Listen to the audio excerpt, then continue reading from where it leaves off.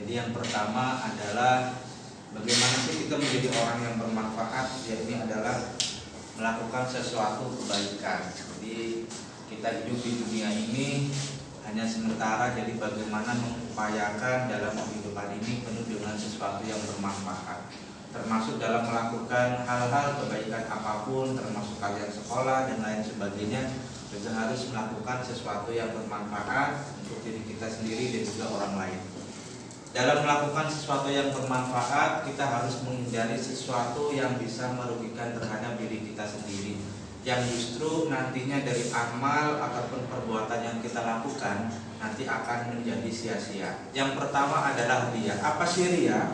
Riya ini adalah melakukan sesuatu kebaikan dengan tujuan untuk apa? Ingin dipuji.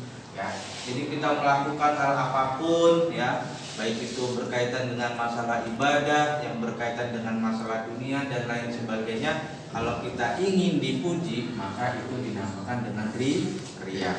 Riya ini bisa menghilangkan terhadap kebaikan yang kita lakukan, bisa menghilangkan terhadap pahala yang kita lakukan. Yang kedua adalah tabdzir. Apa itu tabdzir? Tabdzir ini adalah boros. Ya, boros ini juga bagian daripada perilaku yang tidak baik yang perlu kita hindari. Ya, karena sesuatu yang berkaitan dengan boros pasti dampaknya tidak akan baik. Ya, kita melakukan sesuatu itu sesuai dengan kadarnya, sesuai dengan kebutuhannya. Jangan menjadi orang yang boros, yang selalu menggunakan sesuatu keperluan yang di luar daripada batas kebutuhan kita, ya. Jadi kita melakukan sesuatu sesuai dengan apa yang kita butuhkan, jadi tidak boros, ya. Yang ketiga selanjutnya adalah israf. Israf ini berlebihan.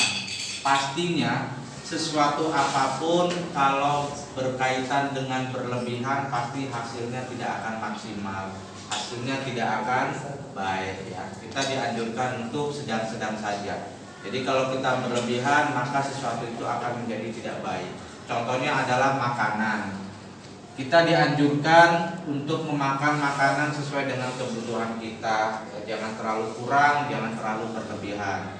Terlalu kurang juga jangan, terlalu berlebihan juga tidak baik juga.